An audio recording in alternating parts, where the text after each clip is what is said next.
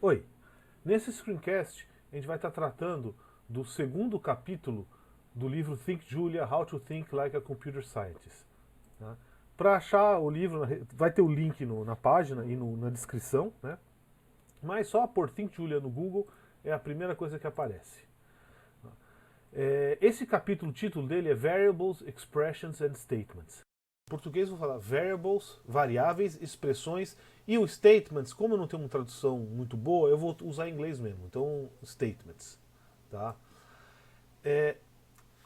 Um dos recursos mais poderosos de uma linguagem é a capacidade de abstrair algumas coisas. E a primeira abstração, a mais simples, é dar nome às coisas. Isso é a habilidade de criar e manipular variáveis. Tá? Então, uma variável é um nome que se refere a um valor. A primeira coisa, né, é como é que a gente cria uma variável. Certo? Então, isso aqui é o que se chamaria assignment statements, ou seja, um statement de atribuição. Tá? Então, é basicamente você dá o nome da tua variável igual a alguma coisa.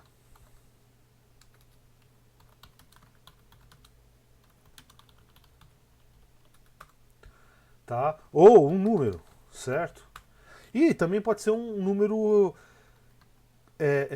real, né? Com decimal, com casas decimais.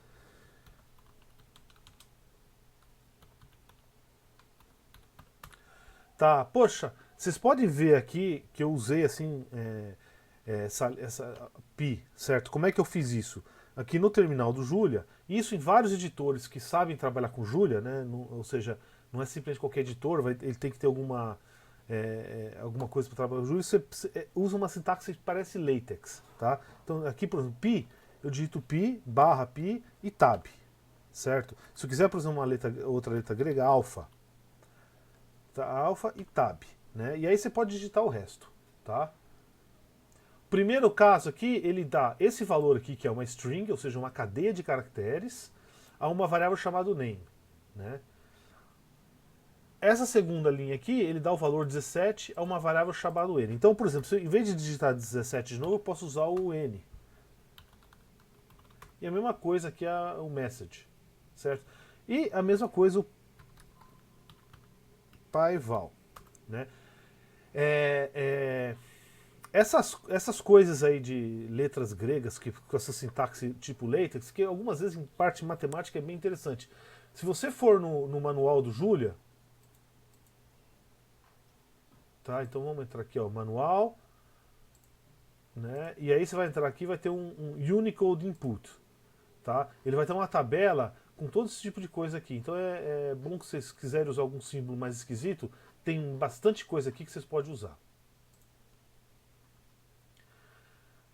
Nome de variável. Será que qualquer coisa pode ser o nome de variável? Então vou colocar aqui, ó. 76 trombones é igual a uma parada. Tá? Primeira regra, mais simples é, o nome de variável não pode começar com um número. Tá? Existem outras palavras, tá? Então, por exemplo, um arroba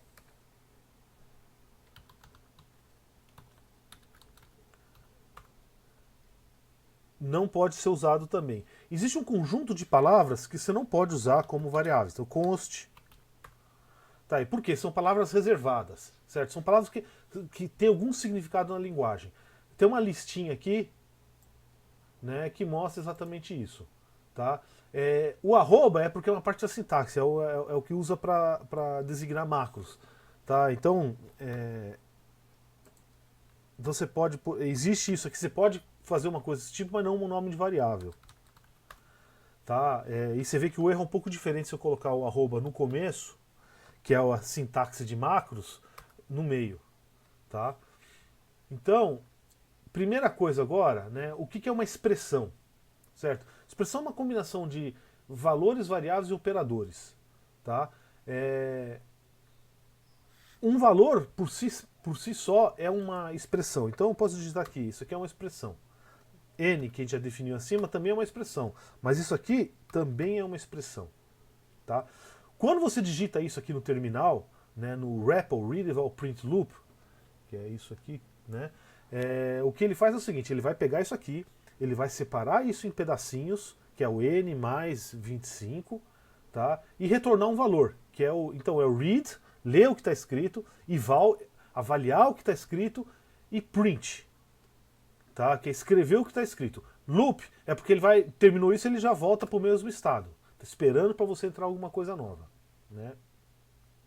Bom, um statement, né, é um pedaço de código que tem um efeito, certo? É um efeito, além de retornar um valor, além de ter um negócio, é um efeito, ele muda o mundo de algum jeito. Então, por exemplo, se eu tenho A aqui, olha só, isso aqui não está definido. Agora que eu defino A igual a 11, está aqui. Então eu mudei o estado do computador. Então existe um lugarzinho na memória chamado A que armazena um valor 11. Tá? Um outro exemplo de um statement é println. Por quê? Eu escrevi isso no monitor. Tá? Não é só um valor que ele retornou. Então o statement ele modifica o estado do mundo.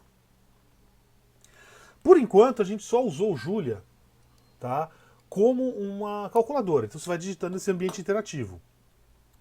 Você pode também rodar isso como um ambiente de script.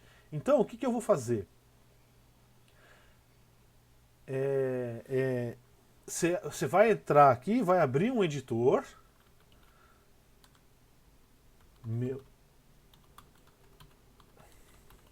Certo? Eu estou usando esse editor Emacs, não é a única possibilidade. Né? É bom que vocês tenham um editor que reconheça a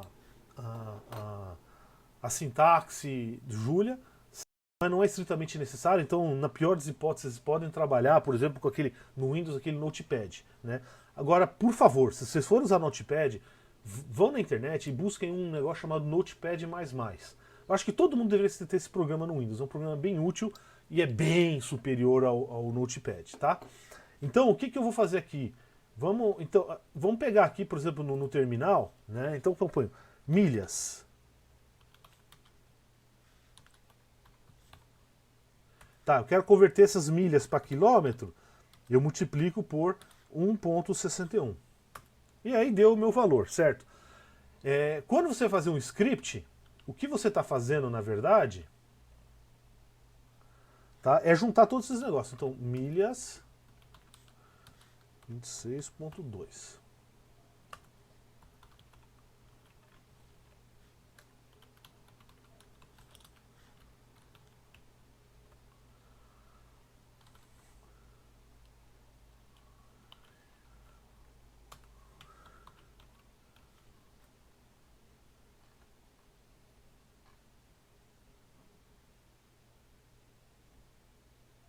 Tá. Como é que você executa isso agora? Né? Simplesmente não, -e.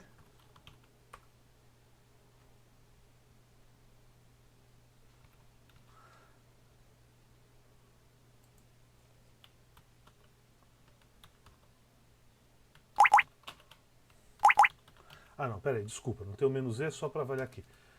Simplesmente digita isso aqui. Então ele escreveu o negócio. Ele vai simplesmente executar as linhas e pôr a saída. Você vê, por exemplo, comparando aqui com o caso original, na hora que eu pus milhas igual a 26,2, aí que entra aquela questão do read, eval, print, o REPL, certo? Eu digitei isso aqui e ele retornou isso aqui, tá? Esse é o valor que ele retornou, tá? Aqui ele só vai escrever o que você mandar ele escrever, que é o comando println, tá? Então, por exemplo, vamos fazer um negócio mais simples. Println 1, x igual a 2, 2.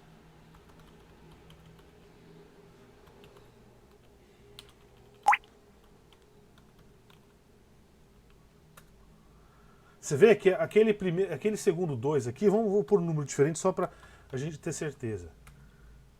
Ele não escreve, tá? Por quê? Porque isso aqui ele não tem ele não estou pedindo para sair nada, né? Você vê que então o statement de atribuição e simplesmente escrever um negócio aqui, né, não tem nenhum efeito. Quem produz saída são os comandos de saída, certo? Ao contrário do que acontece no terminal.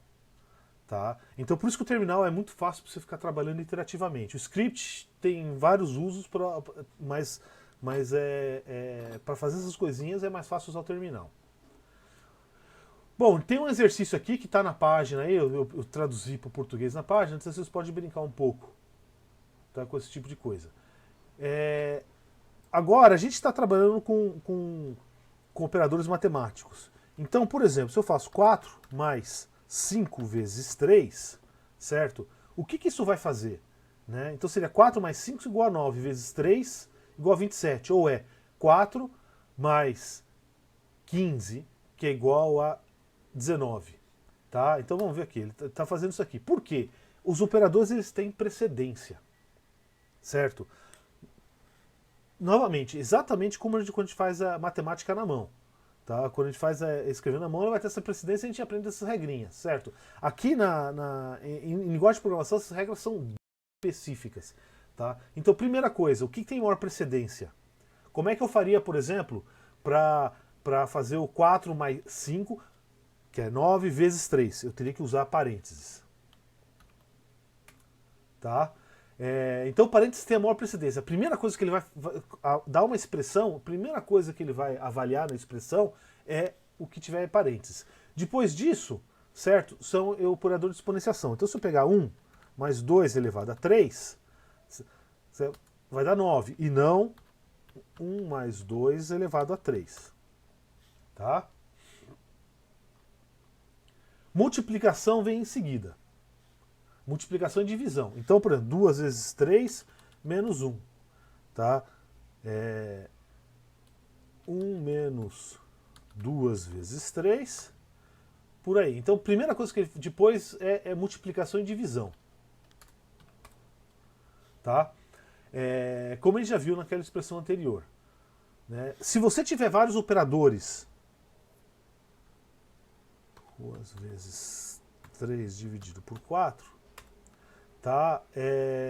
Se você tiver vários operadores com a mesma precedência, ele vai fazer isso da esquerda para a direita, exceto a exponenciação, que ele faz da direita para a esquerda.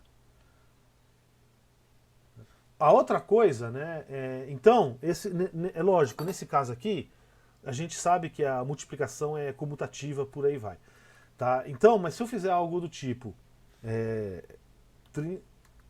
30 dividido por 3 dividido por 3, tá? 3,33. Então, ou seja, dá para ver que ele faz da esquerda para a direita. Por quê? Porque 3 dividido por 3 é igual a 1, certo? Lembrando que a divisão e subtração não são comutativos como a multiplicação e a soma. Bom, existem alguns operadores que trabalham com strings, com cadeias de caracteres. Tá? Lembrando que cadeia de caracteres a gente escreve entre aspas duplas. Então, se eu tenho 2, ele vai dar um erro. Por quê?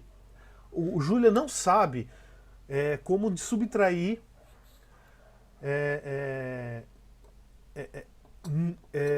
strings, certo? Por outro lado, tá? Se eu fizer aqui, ó,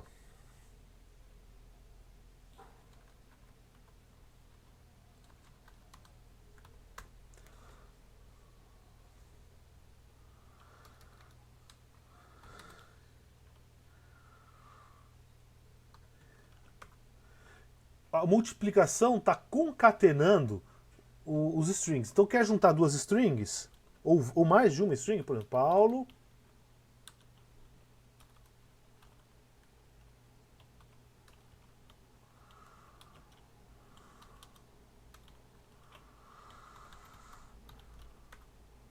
Tá aqui, então eu concatenei a string Paulo com a string espaço com a string Jabardo. Né? Agora aqui, veja, o fato do você estar definido o operador vezes para dois strings, né? E como o operador exponenciação ele é implementado usando o operador vezes, tá? Então olha que coisa interessante. 3 elevado a 4 dá isso aqui. Por quê? O que é isso? É 3 vezes 3 vezes 3 vezes 3. Tá? Então, se quiser criar uma repetição de strings, só eleva uma potência positiva. Né? Uma coisa muito importante, tá, quando você está fazendo código, principalmente quando você está mexendo no script, é você documentar o que você está fazendo. Né? Para quem nunca programou ou fez um programa grande, pode parecer meio ridículo. Poxa, mas é óbvio o que está acontecendo aqui. Mas pega um código mais complexo, passa uma semana sem olhar nele, você dificilmente vai lembrar. Então, é você fazer comentário, tá? É muito importante. Para fazer comentário em Julia, você põe um jogo da velha e o texto que vem depois.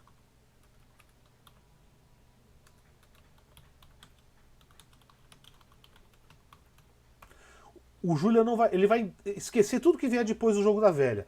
Então, por exemplo, tá? É uma coisa simples, né? Agora, quando você for fazer comentário, tá? Cuidado, né? Então, por exemplo, fazer um comentário desse tipo aqui, ó. Atribuir o valor 10 à variável x. Isso aqui é inútil, tá? E ao contrário, né? Não só inútil, ele atrapalha, porque você tem, em vez de ter algo simples, fácil de entender desse jeito, você agora aparece um monte de tralha, tá? Que vai tornar o teu código menos legível. O que seria um comentário mais interessante?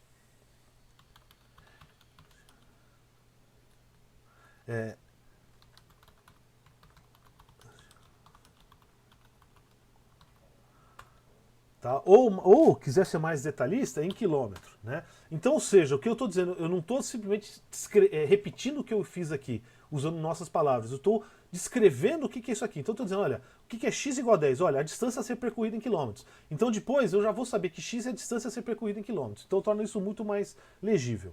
Tá? Existe uma outra sintaxe, né? Aquela para comentários, se quiser fazer um comentário comprido, você põe jogo da velha igual, certo?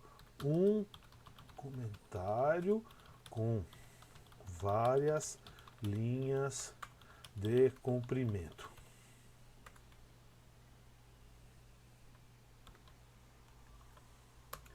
Tá? Isso aí quando você quer descrever uma função, como ela funciona, tudo certinho,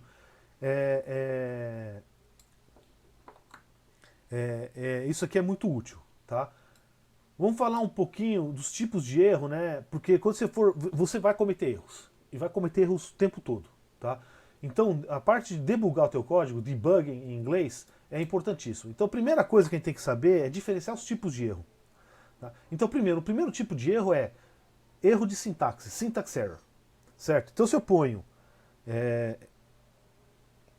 76 lixo igual a 10, tá? Você vê, ele mesmo diz, é o erro de sintaxe. Tá? Ou seja, existem algumas regras na linguagem Julia, assim como regras gramaticais na língua portuguesa, que se você desobedecer, ele vai dar um erro. Tá? Existe um erro que é runtime error. Né? São erros que ocorrem durante a execução. Tá? Erro, por que acontece? Sei lá, por exemplo, eu estou escrevendo numa função, num HD, por exemplo, um arquivo, e não tem mais memória. Acabou o HD. Então ele vai dar um erro de runtime. Esse é um exemplo mais drástico, tá? Mas eu posso, por exemplo, vamos pegar a função log. Certo? O que acontece se eu fizer um menos 1? Tá vendo? Ele vai dar um erro e ele vai dizer que tipo de erro. É erro de domínio. Por quê? Eu não posso ter um logaritmo de um número negativo. Pô, mas e se for um... Aí muitas vezes o erro, ele vai dizer assim, olha, vai te dar uma... clarificar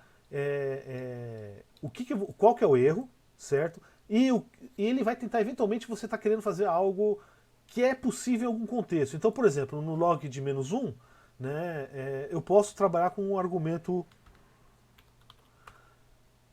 imaginário, tá? Depois a gente vai ver um pouco essa parte de números complexos, tá? Mas por enquanto só vou ficar.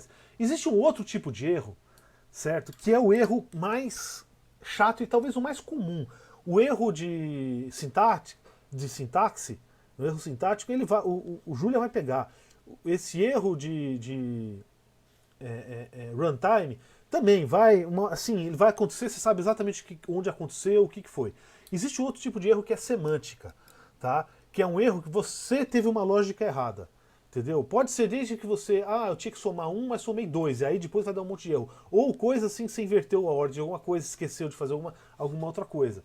Tá? Então essas são coisas que vocês vão apanhar bastante, certo? Então eu diria que quando você está programando, talvez 80% do tempo é debugando, né?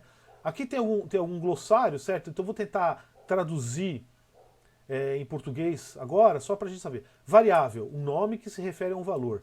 Atribuição, assignment, né? É um statement que atribui um valor a uma variável. State diagram, né? Diagrama de estado, é uma representação gráfica do conjunto de variáveis e seus valores. É o que está no livro aqui, aquela... Eu nem comentei, mas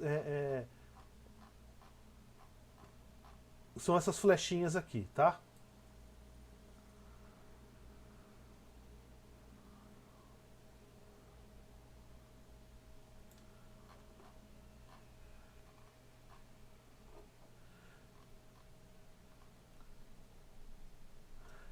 Statement, né?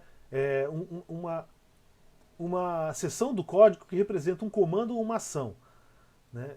Por enquanto, tá, os statements que a gente viu são atribuições ou prints, né? Execute, executar rodar um statement para fazer o que ele diz, tá? Modo interativo, que é esse modo que a gente está trabalhando no terminal. Modo de script, é quando você vai num editor, digita as coisas e executa ele depois. O script, um programa que é armazenado num arquivo. Precedência de operadores, são regras gramaticais que dizem, olha, qual operação é feita primeiro. Concatenar, juntar duas strings. Comment, comentário. Né? Informação que não é parte da execução do programa, mas ele explica como o programa funciona. Erro de sintaxe. Né? É um erro que se está que impede a linguagem, o Julia de compreender o que está acontecendo. Né? O runtime error, né? O erro de execução ou exceção. Um erro que é detectado enquanto o programa está sendo executado. Semântica. Tá? É o significado do programa. Um erro semântico é um programa que é um erro, tá, que faz o programa fazer algo que o programador não pretendia. Agora a gente vai ter alguns exercícios, certo? Que estão normalmente na página web, está traduzido, tá? E está traduzido, né? Então aí vocês podem ou vem aqui direto, né? E faz, tá? Até mais.